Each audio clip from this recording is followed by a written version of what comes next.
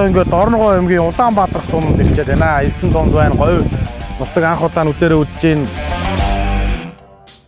За сайн байцгаана үзэгчдээ. Амар гэрээ компанийн аялын нэвтрүүлгийн шинэ дугаарыг эхэлж байна. Дорноговын Улаанбаатар суманд бит хоёр говь үзэнгээ шинэ аяллаа эхэлж байна. Сумын айл хундраар орсон. Тэгээ улсууд юу хэсэг ярих вэ? Уул ус, мал амьтан, хүн хар ярьлаа. Тэгээ бороо шороо уул уурхаач ярьлаа сүултээ. Тэгсэн харин энэ суманд ч урааны уурхаа байдаг сураг гарлаа.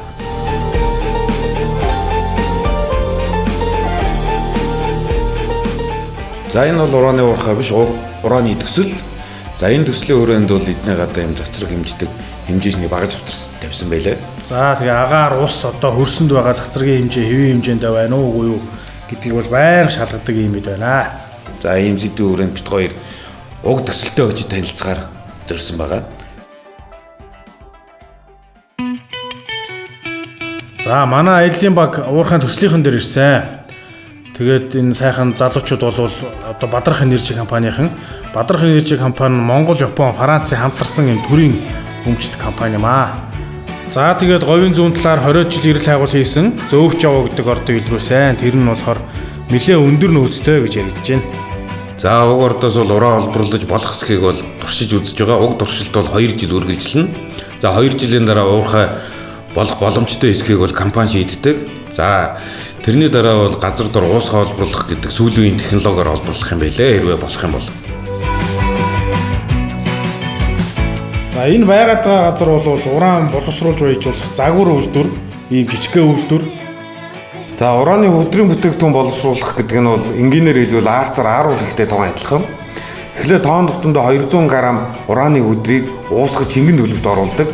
Тэрийгэ тунгаач үгээд өндөр юмд хатаагаад урааны агуулмж нь тоон тутамдаа 750 кг болгож байгаамаа. Үүнийг бол урааны баяжмал болгож хуургаж байгаа процесс юм гинэ. За уран бол байнга олонний анхааралд өртөж байдаг сэдвүүдийн нэг. Тийм болохоор бит хоёр энэ сэдвээр илүү сайн мэдлэгтэй болохын тулд илүү нарийн мэдж авахын тулд сумын удирдлагатай уулзахаар шийдсэн юм аа. За сайн байцгаана уу? Сайн явцгааж байна. Сайн байна. За угаас уулзгаана уу? За энэ ашиглаж гэнэ хайгуулч юм компаниудаа бид өөрсдөө сайжруулах бол хамтаа ажиллагаад харилцан ойлголт шийдлэгийг хичээж ирсэн. Ард иргэдийн хувьд бол бас их болгоомжтой байна л да. Өнөөдөр энэ дээр одоо манай одоо мэрэгжлийн байгууллагууд л шийдэх гаргаад таглаад өгчих юм бол ортой морууд нь хэлээд өгчих юм бол иргэд бас нэг талаар тайван амгалан амьдраад энэ компаниас ажиллаа ингээд хийх ийм боломж өртөх юм гэсэн миний бодол байна. За бид дараа нь эндээс гараад Монголын урдаа барьдаг цэвийн бие зэгчдийн нэг профессор Нор багштайгаа уулзсан. За Нор багшаа энэ уран гэж юу нэг юу юм бэ? Уран бол хими элемент. Эндлийн өвлөх системийн бол 92 дугаарт бичигддэг. Ийм дэлхийд дахинд бол маш өргөн тархсан юм хими элемент. Жишээ нь газрын царц буюу хөрсөнд уран бол одоо алтнаас 200 дахин, мөнгнөөс 40 дахин их хэмжээтэй агуулгаж байдаг. Тэр байтугай одоо агаар мандал, усан мандал, чулуулаг мандал бүхэл биднээсээ хүрээлэн байгаа бүх орчинд бол уран төгссөн байдаг. Жишээ нь хүний үед гэхэд 90-150 микрограмм уран байх жишээтэй. Бидний цацар чинь дан байгалийн цацрагийн дунд байж гэх юм уу? Одоо хүмүүс өөрсдөө үйл ажиллагаараа үүсгэж байгаа эсвэл нэмэгдүүлж байгаа тийм юмнууд ч одоо тохиолдлууд юу вэ? Тий. Жишээ нь байгалийн цацраг бол ингээд тухайн хүний амьдарч байгаа орчинд бол бүгд байнга байж байна гэсэн үг. Энэ дээр нэмэгдээ биднээс одоо эмнэлгийн эренгийн туяанд харуулах юм уу? Одоо орчин үеийн эмнэлгийн шинжилгээний онцлогооны багжууд компьютер томоогаараа тэгээ эдгээрт бүгд онцлогоо хийлгсэн улсууд бол цацрын том авч байгаа. Би түрүүээс уран бол байгаль дээр маш их түгээмэл тархсан элемент. Тийм учраас уран хаана байна? Тэр газар цацраг байна гэсэн үг. Нор багшийн ярьж байгаа энэ мэрзэвэрт гэдэг нь бол цацрагийг хэмжих нэгж. За Монгол улсын хувьд Улаанбаатар хотод амьдарч байгаа хүмүүс бол жил бүр 1.5 мэрзэвэрт байгалийн цацрагт өртөж байдаг юм байна. За байгалийн цацраг гэдэг нь бол сансараг, хөрс, чулуунаас гардаг зүйлийг хэлдэг юм байна. За байгалийн бус цацраг гэж бас байгаа. Энэ нь бол яг хав энгийн ард иргэдийн хувьд авч болох энэ цацрагийн хэмжээ нь 1 мил зэвэрт байвал болно гэж одоо олон улсын цацрагийн хамгаалтын байгууллагынхаа зөвлөлт юм бэлээ. Ер нь бол эрүүл мэндийн салбар урааны уурхай ажилчид гэх мэт яг цацраг өдөх материалтай ажилтдаг хүмүүс бол авах тунгийн хэмжээ 1 жилд одоо 20 мил зэвэртээс дотгошоо байна гэж заасан байна. Ингээд Монгол Улсын их сургуулийн цөмийн физикийн судалгааны төв дээр ирж нэвтрүүлгийнхаа турш хичээл заах багшийнхаа анхны хичээл суулаа. За хэдийгээр онол заалгасан боловч бас л ойлгоогүй нэг иймэрхүү байдалтайгаар онлоо заалгасан байна.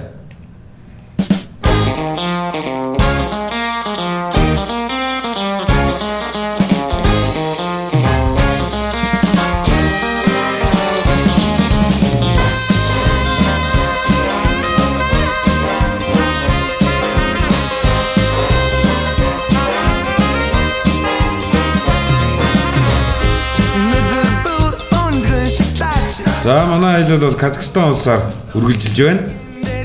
За энэ ч бол нор багшаар яриулсан онлынхаа юмнуудыг нүдээр үзэх боломжтой. Яагаад гэвэл Казахстан бол Монголтой цаг уур, нүүдэлчин соёл ах уу гэд бүх юмар адилхан. Ураны олборлолтоор бас дэлхийд тэргүүлдэг. Дэлхийн нийт уран олборлолтын 40%-ийг дангаар ажилладаг байна. За энд бол 17 уурхай ажилладаг. За манай улсад бол одоогоор нэг ч уурхай ажиллаг байгаа, зүгээр хайгуулахын төвшөнд явж байгаа юм байлээ. За Казахстан тэгээ уурхай нь хэрхэн ер нь үйл ажиллагаа явагддیں۔ Иргэдэн уурхайтайгаа яаж зэрэгцсэн оршин тогтноод байна. Ер нь Казахстан улс үүнийг хэрхэн хийж байна гэдгийг харцгаая. Бастарыңыздан бақ кетпесін. Көкіректеріңіз нұрға толсын. Ұлыс оң болсын дегелер.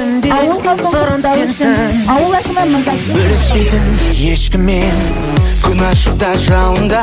За ингээ шууд Наврыз дээр ирчлээ. Ер нь манай айл үргэлж нэг 3 сумаар 2 туулай бууд юу вэ хэдэн сум гэдэг вэ? Тэгээ заримыг нь ондгүй юм биш үү? Тэгээ за Казахстан улсыг бол ерөнхийдөө Наврузын баярыг төсөөлж болохгүй. Тэгэхээр зэрэгт хоёр албаар Наврузын баярыг тааруулж ирсэн. За хамгийн түрүүчиг бол хөөрхөн сумын наадам байлаа. Бас Астана том хотын Навруз төсөөлсөн. Тий, за энэ гоё хувцастай Аксакал өвчүүд эднээс бол сумандаа хат маань бол. За Наврузын баяр өөрөө дуу хууртай, шүлэг найртай, тэмцээнтэй бас болдог. За энэ хонь өргөж байгаа мангар хар юм бол би 100 гаруй өргөчөөд хонь ухаалтал өргөсөн дээ. Энэ бол нөгөө Казак үндэсний үр дээрвээс уламжилж байгаа нөгөө соёл урлагийг ингээд харуулах гэдэг энэ гэрийг ингээд гүрэн гэрийг ингээд гүрэн хааны гэрийг таарсан баггүй юу? За санамсаргүй явж байгаад биднээс энд монголоор ярьдаг хүнтэй таарсан. За над чиг хэл усгүй хүн бол энд өстөө нэг шав гантал ярьж авсан да.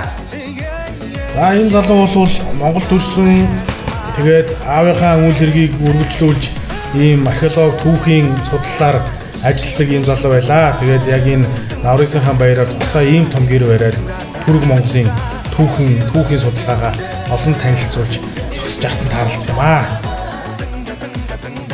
За түрүүний ярьдгаар дахиад хоол унданд халалцж байна. Энийг ийм хоол олдохгүй нэг өдөр хоёр өдөр хотод ирсэн байгаа юм шиг гэдэг.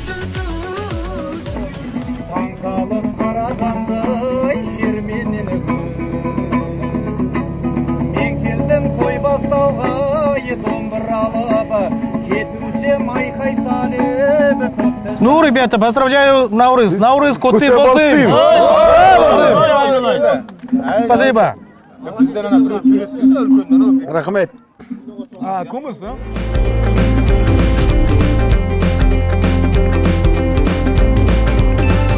За, Наврызын баяр дууссан.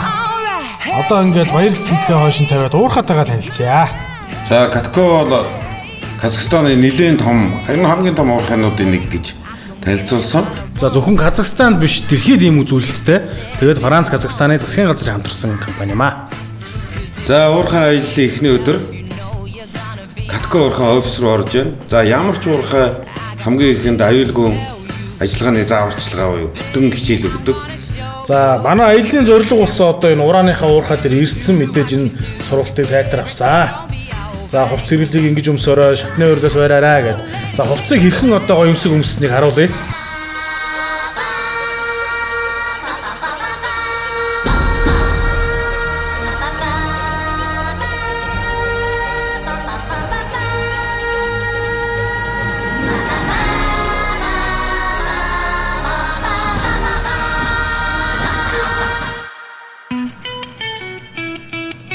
За өөрсдөө Армагеддон болчлоо гэж бодсон чинь ингээд нэг миньон шиг болцсон хоёр хүн уурхаад ирбуулаа. За ер нь бол төсөөл энд ирэнгүүтээ дахиад зөрсөн тэрний ягаад гэвэл Хагжин шахта. амар том усан нүхтэй том машин дахилдсан уурхаа технологии как-то нет. ганц хоёр турба газар суулгацсан ийм байдал хүцээ. Ер нь ямар ч хүмүүс нэг уурхай гэхээр зэрэг л яг тэгэд төсөөлдөг. За эднийх бол онцлогтой гэж одоо манай энэ уурхай ажилчид ярьж гисэн. Уурхайгүй уурхай гэж нэрлэв. Тий, ер нь бол тийм имлэгтэй. Одоо энэ нэг юм гаднаас нь харахад нэг юм юу турбаа суулгацсан мөртлөө энэ доор бол бүхэл бүтэн уурхайн цикл явж байгаа. Ургааныг шингэнээр ингэ соруулж авч байгаа гэж тайлбарлаж гисэн. Газар дор уусхан олборлох энэ дэвшилттэй арга хүмүүс сайн мэддэггүй агтл нэгдэд айл хэдий 40 жил болжээ. За бид мөн ингэж хэмжилтээ хийсээр явсаа. Тэгээд энэ бол хэмжилтийн дүн бас л одоо төсөөснөөс хол зөрөөд зүгээр энгийн манай өрөө таслага гадаа гудамж шиг ийм хэмжилтгүнтэй байт юм байлээ.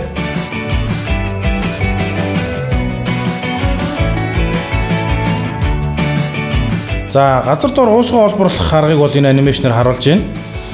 Энэ бол хөхрийн хүчил нэмсэн усыг газрын гүн рүү хэдэн зуун метр хүртэл шахаж оруулаад тэрэндээ ураанаа уусгаад буцааж соруулж авна гэсэн үндсэн зарчмаар ажилладаг.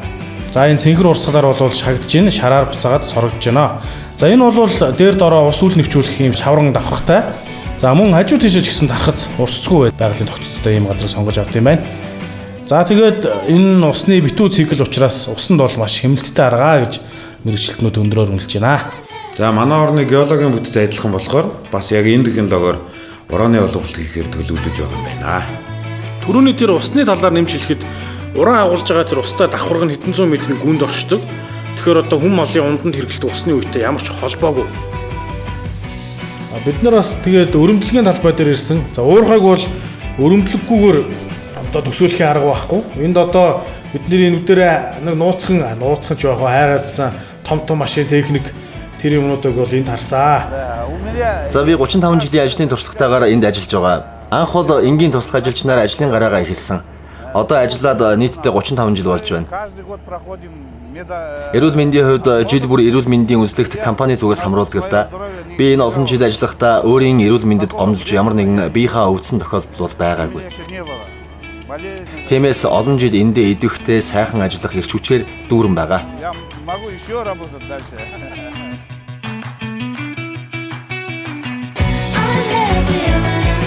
Манай ил явсаар байгаад боловсруулах үйлдвэр дээр ирлээ. Энэ бол урааны хөдрийн баяжмал гэдэг зүйлийг нөгөө олборлсон ураанасаа бий болгож боловсруулж байгаа маа. За энэ хатуу хөдрийн баяжмлын 80% нь бол уран. Энэ нь бол байгалийн цэвэр уран хэвээрээ байна гэсэн үг юм аа. За энд нөгөө нэг эцсийн бүтээгдэхүүнээ хийдэг газар чи одоо энэ. За энэ үйлдвэр рүү орохдоо л нөгөө сансрын хэсэгчийг айхтар хамгаалалтаа уц өмсөөл орох юм бах гэж одоо найдаж исэн чинь тэгээгүй. Зүгээр ингээ өмсч явсан хөдөлмөр хамгаалж уцтайгаа орцсон. За тэр өдгөө тэр нөгөө баяжуулсан шар нутаг энтрийг шилэн тийцэн. За энэ байна ингээ үүз. Шууд байруулчихсан юм лээ тий. Ерөнхийдөө нэг юм 4-5 дамжлах хийгээд хамгийн сүүлд тэр хар шилтэйг одоо цөмийн түвшний үйлдвэр рүү явуулдаг. Гэхдээ тэгтээ түвшний үйлдвэр явахаас өмнө хувиргалт баяжуулалт гээд 2 шат дамжлага байгаа наа. За нор багш маань ингээ амьдрал дээр бид хоёрт лекц орсоор.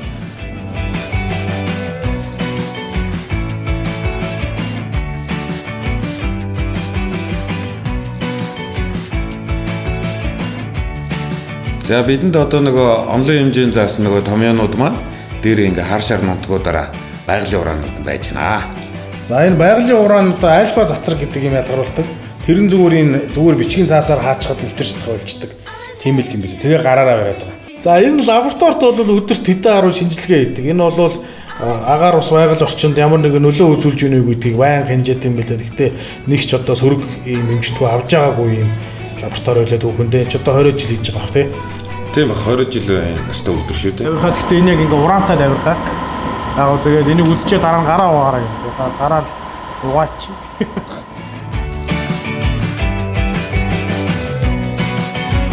Одоо энэ цацрагийн юу бохирдол болсон байна уу юу шалгадаг аппарат нь энэ байна. Гараа шалгаадах юм. Гадаад юм болохоор улаан гэрэл басцсан. Улаан аюултай юм уу? Улаан бол бохирдолтой гэсэн үг. Одоо би гараа угаачаад буцчих шалгах. За наа зүгээр гараа угаачаад ир. За юм шалгалтын аппаратууд бол уурхайн хаасаагүй байна. Ажилчид өөрснөө ингэж шалгаж үзэх ёстой. За түрүүлснээр артикал лабораторид ураантай шингээ их барьсан тул заавал гараа угаах ёстой. За өмнө нь хоёр ярьсан. За альба тоосон цэр гэдэг нь бол арьс нэвтрэх боломжгүй. Тиймээс бол гараа угаахт л бүх бохирдол нэрлдэг. За ингээд энэ өдрийн үйлдвэр аялал ингээд өндөрлөө. За дараагийн танилцж байгаа хэсэг бол геологийн хэсэг. Энд бол нөөц тогтоож байгаа өрөмдлөгийн бүх дээжүүдийг хадгалсан байдаг. За бит хоёр энд яг ураантай өдөр дээрээс нөгөө цацрагийнхаа хэмжилтийг хий гэж ирсэн. За энд бол илүү нарийн багажаар шалгадаг. Гэхдээ бас тийм өндөр гардаггүй. Ямар ч сан өндөр хэмжээний хамгаалтгүй яг ингээл хамгаалтын хувцастайгаа ороо шалгачт юм байлээ. За энэ бол өрөмдөж авсан хөрсний дээжүүд өрмийнхөө голоос ингээд авчдаг. Энийгээ чүмэг гэж нэрлэдэг. За энэ ч нөгөө нэг яг уран ингээ хуралдсан байдаг давхаргынхаа хоёр талд тогтцсон нөгөө нэг ус үл нэвчүүлэгч гээд тэр нөгөө шаварлаг давхрыгаа бас харуулсан. Тэр нь баг цемент болоод чулуу болцсон тийм амар хатуу байд юм байна. За энэ бол уурхайн хамгийн эцсийн дамжлага буюу энэ савлж ачдаг хэсэг дээр ирсэн байна. За 200-гийн боошгонд очиход жин нь ингээд 477 цэвэр жин 446 явуулж байна. Ландгарын хүнд юм байгаа шүү тий. За ингээ бас бүх юм ингээ автоматжсан хяналт шалгалтнаа ихтер болсон. За энэ нөгөө яг савлгааны хэсэг байгаа. Энд нөгөө зүүн гэж бодож ирсэн маска зүүс удаатай. За яг хуу маск бол тоосон цараас хамгаалж байгаа. Ер нь бол тоосон цар үүсэж байгаа бүхий л үйлдвэрийн орчинд бол хүмүүс маск зүүж байгаа. За одоо ингээд энэ бүтээгдэхүүнүүдээ контейнерт ачсан байна. Ингээд явуулахад бэлэн болгоод стандартын дагуу бол ингээд хоёр давхарлаж болохгүй өгнөө сайхан зай байна. Одоо тэгээд хүнд мөндэсээ болд юм болов. Үрэлгэл байна да. Яг нь тэгээд энд нь ингээ гоё прүснүүдийг ачуулах юм бол айгүй ашигтай үйдэс бас байна. Ганц өөр мотоцикл хийчмээр л. За нэг иймэрхүү байт юм байна ингээд. Одоо энэ ингээд хятад юм уу Франц руу ачигтана. За цөмийн түлшний циклийг одоо харж байна. Мэдээж эхлээд хайгуулаа хийн. Тэгээ уран олдвол уурхаагаа барина. За олборлно.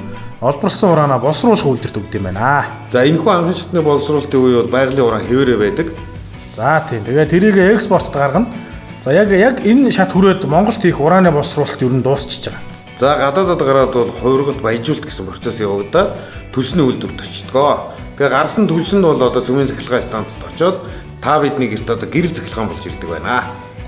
За цөмийн цахилгаан станцад хэрэглэгдсэн түлшний 96% дахин ашигладаг.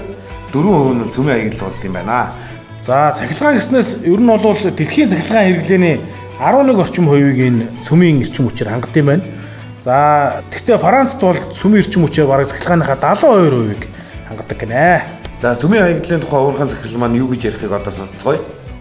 Бид өөрсдийн хувь эзэмшигчд болох Казатомпром болон Ороно майнинг гэж бүтээгдэхүүнээ нийлүүлдэг. Тэд цааш нь цөмийн түлш болгон хувиргаж цөмийн цахилгаан станц руу явуулдаг. Казатомпром болон Ороно майнинг нь Хятад, Франц, Америк нэгдсэн улсууд руу экспорт хийдэг юм.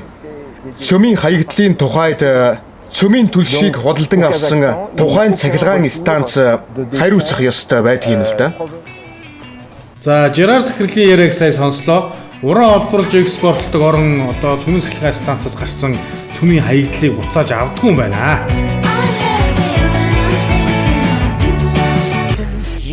За энэ сайхан говийн байгаль харагдаж байна. Зарим хүмүүс уул ургаагаас болоод энэ сайхан байгаль, энэ сайхан загаа сүйдэж үгүй болох магадгүй гэсэн юм болгоомжлол байд юм байлаа. Тэгээ энийг энэ Казахстаны уурхай ажилтнаас нь асуусан. Тэднээс болохоор загаа сүйдэх нэвтэл харин ч нэмж ургуулдаг, шилжүүлэн суулгадаг энэ тусгай хөтөлбөрийг уурхаагаас хэрэгжүүлдэг гэж ярьсан. За уурхай үз дууссан манай вагийн аялал цаашаа уурхайн дэргэд байдаг хөдөө орон нутгийг зорлоо. Казахстаны хөдөө орон нутг бол Монголынхтай яг адилхан тэмээ илжээл, хойног илжээл яг л Монголд байгаа юм шиг. За яг агаар нь жоохон чиглэг, өвсөн жоохон сахалгыг тооцвол. Эхний айл бол тэмээч айл, нэг бүхтэй тэмээтэй, хоёр бүхтэй тэмээтэй. За энэ хоёрын ирлий зүудэнч байна. Баталгаатан дээргээд бит хоёр бүхтэйг нь унаад, унах чигтээ ингээд хөтлүүлсгийгээл сонирхлоо. Тийм. За ер нь бол Казахстаны тал нутагт уурхай нэгдэхээс өмнө уурхай нэгдсэн хойч амьдарсаар байгаа хэдэн үеэрээ ийм айлууд зөндөө байдаг. За тэдний нэг айлд ингээд зочилсан байна нэ. За бидний өвөг дээдэсч тэр бэдч тэр хэдэн зуун жил нутагтаа тэмээ маллаж амьдарч байгаа. Та бүхэн бол мэдэж байгаа бах. Тэмээ бол маш ашиг шимтэй, ач тустай амьтан. Тэмээний хоормог бол эрүүл мэндэд маш сайн. Бид энэ нутагта цаашдаа ч олон жил тэмээн сүргээ маллаж амьдрах болно.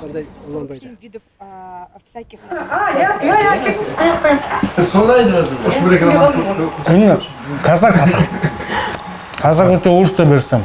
Тапанаа гэдэг. Как называется? Тапанан гэдэг татах. Нам это с казахского хлеб. Нан хлеб. Нан это хлеб.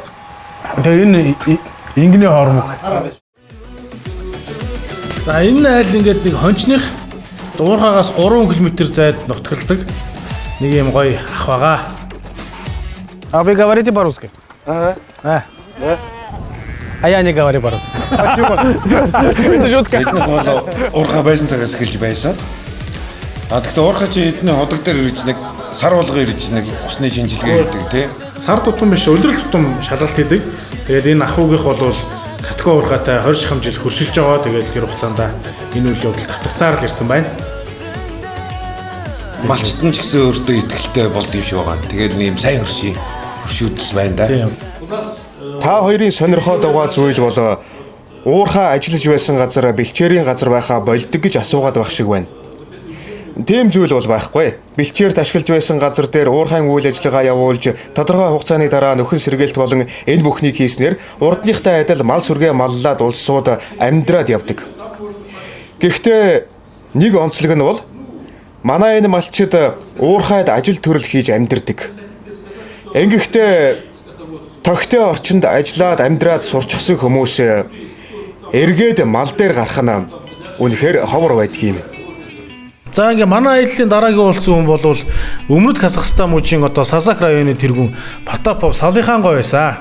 Нутгийнхаа ер нь уурхайнуудтай найрсаг сайхан харилцан ашигтай хамтарч ажилладаг тухайгаа ярьлаа. Тэгээд ер нь бол орон нутгатаа ч өгөөчтэй орон нутгаас нь ч олон залуучууд уурхайд нь ажилдаг. Тэгээ ер нь нэлээд том ажил олгогчийн хувьд орон нутгаас нь ерөнхийдөө дэмждэг тийм хандлагатай тийм чиглэлтэй ажилт юм байлээ.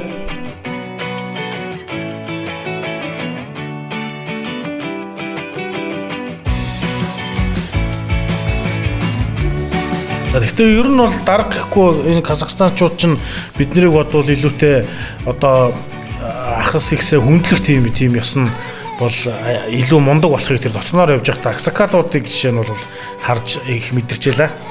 Тэднийхээ үгэнд их ордог гэдэг юм тий. Тийм тэр өгчүүлэхээ үгэнд тэр нэг сумын дарга гэдэг нэг залуухан залуу байсан. Тэр нь яг хөө төрөөс төвлөгдсөн сумын дарга боловч яг шийдвэр нарийн ширийн юм дээр нөгөө өгчүүдтэйг их зөвлөж барьж шийдэхгүй бол болдгоо тухай. Ерөнхийдөө сонсчихлаа.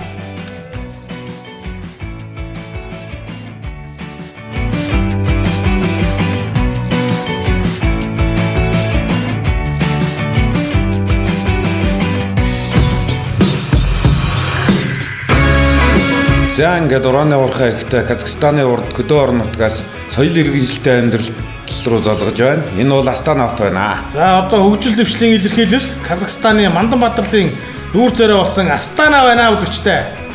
Сүртэй зарласан уу?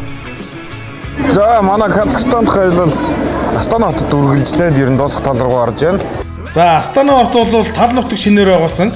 Нутгийнхаа өмнө зүгт байсан Алматын нийслэлийг хойшин шилжүүлж инхүү шинэ нийслэл бүтээжээ. 20 жилийн настай. Шинэ хот болохоор зэрэг аюу гой чихэлдэггүй сэлүүхэн гоё хот байлаа. Байшин барилга архитектур нь бүгдээрээ бие биенээ өрсөлдсөн уран гоёмсог.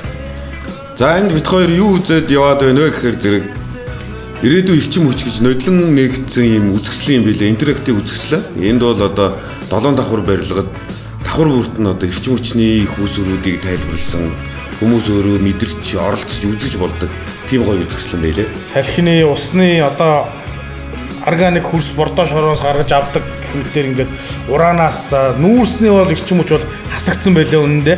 Хүндрэлтний ирээдүйд эрчим хүчээр хангах хүүсвэр биш гэж үзсэн нэрийг. Цөмийн эрчим хүч нь бол нүүрс төрч бараг ялруулдаг болохоор зэрэг дэлхийн доллараар нөлөөлөд ах юм байхгүй гэж хэлж байна.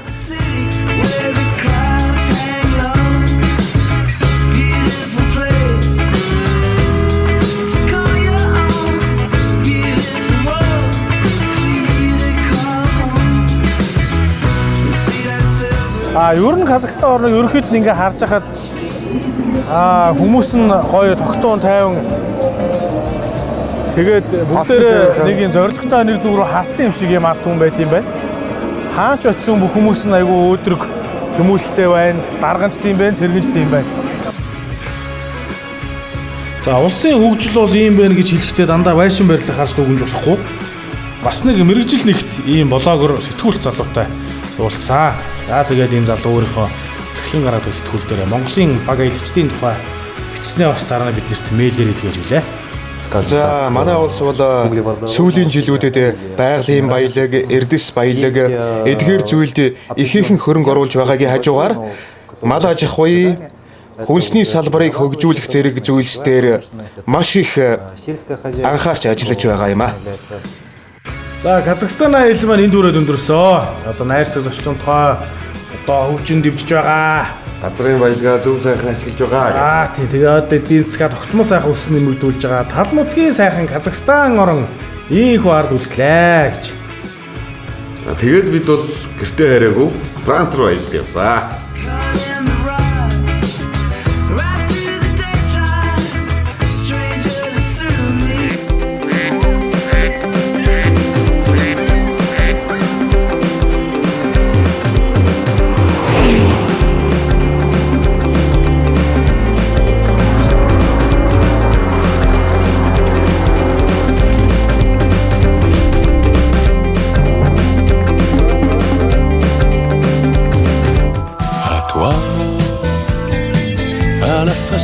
За Франц бол газар нутгийн хэмжээгээр жижигхэн ч гэсэн 236 ширхэг ураны уурхайг ажилуулад нөөцийн шавхаад хаасан түүхтэй.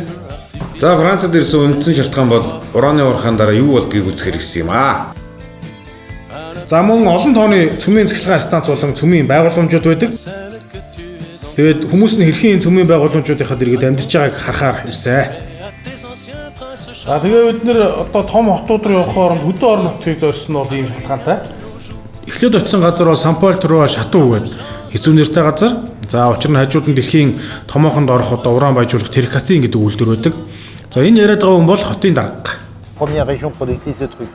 Après c'est un ensemble. Nous avons les Манай хот можийн үндсэн эдийн засаг цөмийн байгууламжууд болон хөдөө аж ахуйн газар тариалан хүнс үйлдвэрлэл тэдгээрийн экспортоос бүрддэг. Ялангуяа малтан өмөөг бол манай хотын бэлэг тэмдэг. Үүгээрээ бид Францтай төдийгүй Европ төв даяар алдартай шүү. Мөн дарсны үйлдвэрлэл, үнэртэй усны түүхийд болдог анхлын ургамлын тариалтаараа бид бахархдаг. Гаднаас ирсэн зочид хаяа асуудаг юм. Цөмийн байгууламжтай хаяа залган орчдох нь та нарын газар тариалан хүнсний үйлдвэрлэлд нөлөөлдгүү гэж. Харин би ураны боловсруулалт цөмийн байгууламжууд бидэнд огтхож нөлөөлдгүү болохыг баттай хэлж чаднаа. Бидэнд том үйлдвэрүүд байгаа нь харин ч ажлын байр ихээр нэмэгдүүлж, хотын эдийн засагт үлэмж хувь нэмэр оруулдаг тул бид их сайн харилцаатай байдаг юм а.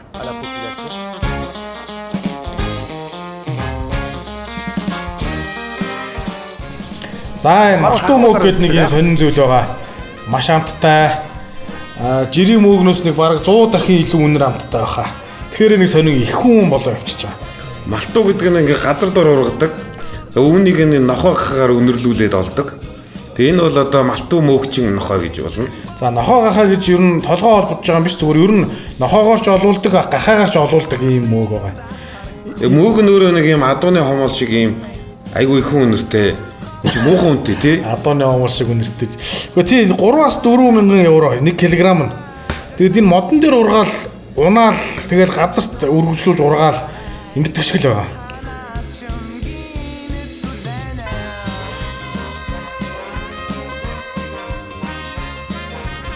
Энэ мөөгч ах хөөхөн бас тэгээд нэг Монгол дуу муу олоод тавьцсан энэ нэг юм жижигхэн парти хийгээд байгаа. Тийм тэр дарстай тий. Тийм нэг Монгол дуу интернетээс олоод тавьчихсан. Өөрөө Монголыг бас сонирхдаг гэсэн юм бас. За ингээд мөөгчтэй боолоод амьдсан.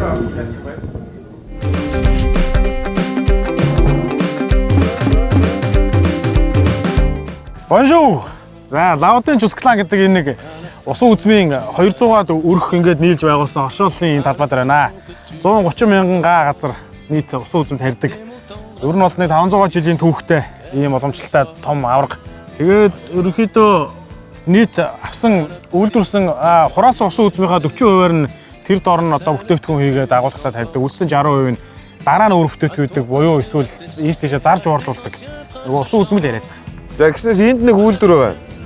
За энэ үйлдвэр гэдэг нь бол цөмийн байгууламж. Цөмийн түвшийг судалдаг, цөмийн цэцлэгээ станцд очихын өмнөх ба дараах үеийн нийт 4000 хүн ажилладаг гэж байгаа. Тэгээд харин наалдаад яг ингээ усан үзмийн тариалан ингээ ургаад байгааг нь бит хоёр гайхаад нилээ хэсэг зогслоо. Тэгээ илүү яагаад энэ хоорондоо ингэж байх боломжтой гэдгийг норм багшаасаа бит хоёр асуух хэрэгтэй. Мэргэжлийн хүн илүү нарийн мэдээлэл өгөх байх гэж найдаж байна тийм. За багшийн хэлснээр бол энэ цөмийн байгууламжууд нь гадагшаа цацраг идэх юм алдахгүй. Тийм байдлаар баригдсан. Учир нь энийг бол өндөр мэргэжилтэй цөмийн аюулгүй ажиллагааны инженерүүд барьж байгуулсан байна. За энэ нь бол яг энэ багжин дээр илэрхий тод харагдана. Одоо зөвхөн жирийн байгалийн цацрагийн хэмжээтэй бол яг адилхан зааж байгаа. За гисэн чи бол энэ Францын засгийн газар бол эдний дээр аюул өндөр хэмжээний хялт тавьдаг хөрс усны тэргээ байн хэмжиж ирдэг. За тэгээ энэ хашаатай байгаа нь бол зүгээр жирийн үйлдвэрийн хөдөлмөр ангуулгын хашаа нөгөө хүн амьтан мал нэвтрүүлэхгүй. За тэгэл ер нь цацраг идэх үе имчилгээ онцлогоо эрүүл мэндийн салбарт ашигладаг гэд нур багш ер нь ярьсан.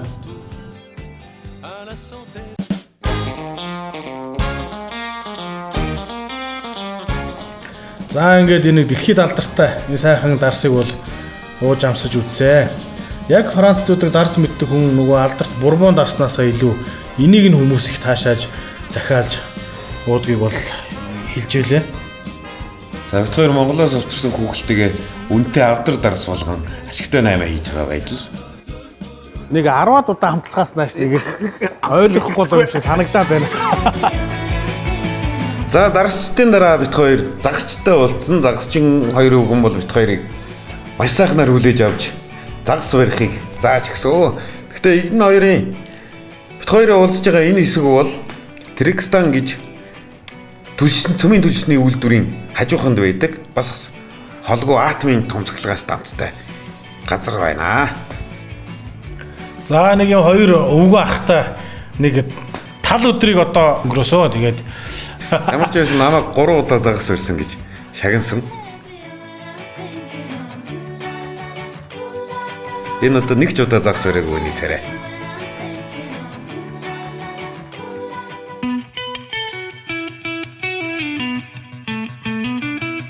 За манай аяллаа дараагийн хэсэг эхэлж байна. Одоо биднээс бол Францын аяллахын 2 дахь хэсгээр нөхөн сэргээсэн уурхайнуудыг үзнэ. Франц улс бол нийт газар нутгийн хэмжээгээр манай Монголын 2 аймагаас томхоо мөртлөө.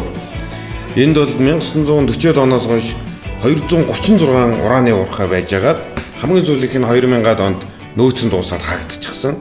За тэгэхээр энд бол хаанч очисон ураны уурхай үзэх боломжтой юм биш. Ураны хаагдсан уурхай юу? Тийм нөхөн сэргээж байгаа. За нөхөн сэргээлт гэдэг бол одоо уурхай мэдээж хаагдаад явахдаа байгаль нь өмнө ямар байсан тэрнтэй аль болох адилхан болгож үлдээх хэлж байгаа. Ил уурхайн тохиолдолд бол байгалийн тогтцсон жоохон өөрчлөгдөн төр чи ухаж байрны янз бүр болно. Тэгсэн ч гэсэн тэрийг мод ургамал өгөхийн ногоон талбай болгох юм байлээ. За одоо уурхай байсан газруудаа эхнээс нь хүн амьтан амьдрах үйл ажиллагаа явуулах боломжтой болгож байгаагийн нэг нь ийм зөгөөчтэй биднээс тааралцсан байгаа. Тэгэхээр энэ нь бол ангуудгаал нэг юм зөгөөтэй ойрхон байж утсан. Тийм. За энэ зөгийг нь болохоор энэ ойдоо ургадаг нөгөө нэрс хад жимсийг иддэг болохоор тийм жимсний амттай зөгийн бол гаргадгаар алдартай юм брэнд. За зарим хэсгийг нь бол ингээд загас барьдаг ийм амралтын хэсэг болоод нөгөө алдарт загас чинь загсаа барьсаар. Энэ бол ерөнхийдөө нэг амралт цугаалгын бүс болгоод ингээд орхицсан. Тийм байна. Гэхдээ хэмжилтийг бол хийсээр байт юм байлээ. Ялангуяа гүний усны хэмжилтийг. За нөхөн сэргээлтийн бас нэг хэлбэр бол ингээд хуучин ажиллаж исэн уурхайгаа музей болгоод орхичдаг. Энэ бол их өргөн практиктай их олонний хөл тасардгүй сонирхолтой юм газар болж хувирдаг юм ер нь ажиглагдаад байгаа. Тэгээ энд бол бүр анх байгуулагдж исэн тоног төхөөрөмж, эрэл хайгуул хийж исэн үеэс нь хулаад одоо хүртэл ашиглаж байгаа нөхөн сэргээлт яаж мониторинг хийдэг, яаж хяналт шинжилгээ хийдэг бүх юм танилцуулсан. Бүтээгдэхүүнээ яаж савлаа, тэгээ хааш нь яаж ачуулдаг тухай ингээд бүх юмыг гаргацсан байт юм. Ер нь бол байгалийн уран байж байгаа. Тэгээ яаж эрчим хүч болоод чийдэн болж танаа гэж тасч байгаа тухай бүгдийг харуулдаг сонирхолтой музей байлаа.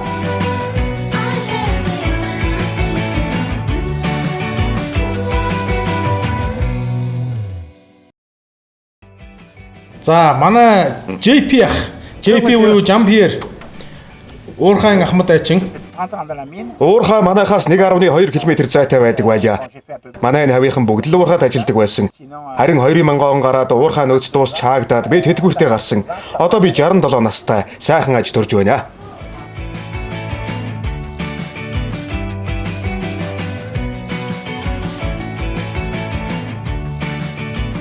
Аав нь бас байдаг 97 настай.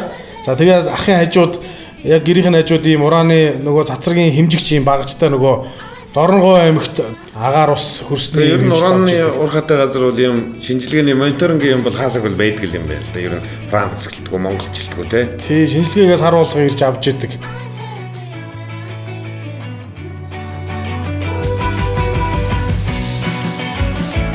За бидний дараагийн очсон бас нэг нөхөн сэргээсэн талбай. За яг хажууд нь гоё үхрийн ферм байгаа. За энэ бол амар бизнесмен ахаа ер нь яриа мангар сэргэлнэ.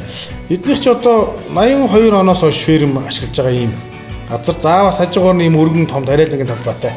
Тэ зөвхөн үнэнийг биш тариачин, үнэчин. Ихэрээ. Би сүүлийн 40 шахам жил үхрийн аж ахуй эрхэлж байна. Манай хажууд урааны уурхай ажилдаг байсан. Нөөц нь дуусаад хаагдсан. Одоо нөхөн сэргээгдсэн талбай бий. Манай аж ахуйд уран нөлөөлсөн үү? Одоо нөлөөлдгүү гэсэн асуулт хаяа ирдэг л дээ. Энд уурхай ажиллаж байхад машин тэрэг их холигдгоос болж байнга дуу чимээ гардаг байсан нь л бидэнд их ядаргаатай байлаа гэж. Үүнээс өөрөөр манай өхөрнүүдэд нөлөөлсөн зүйл байхгүй. Би өхрийнхээ махыг Францын хотууд руу мөн гадаадын зарим орнууд руу ямар ч асуудалгүй зарж борлуулдаг. Сайн сортын мах гэж их үнэлдэг юм шүү. За тэгээ мөн эднийх өхрийнхээ махыг бол Франц даяар төдийгүй Европын зүүн Европын бас нэг 7-8 орн руу экспортлдог ийм алдартай хүн байлаа гэж.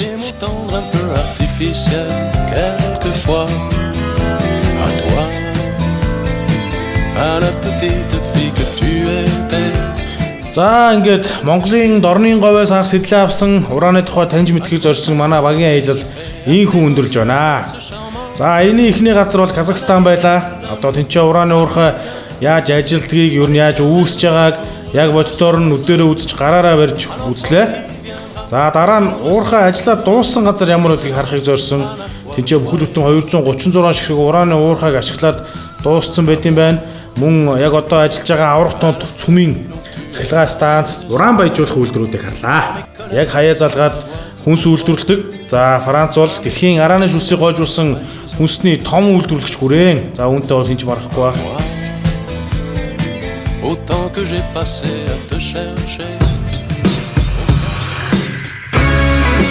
За эцэстэн дүгнэлт хэлэхэд уран гэдэг бол байгальд оршдог олон эрдэс баялагуудын нэг бас байж л байдаг. За үүнтэй адилхан цацраг идэх гэдэг туяа бол бас л биднээс эргэн тойронд бас байдаг юм байна.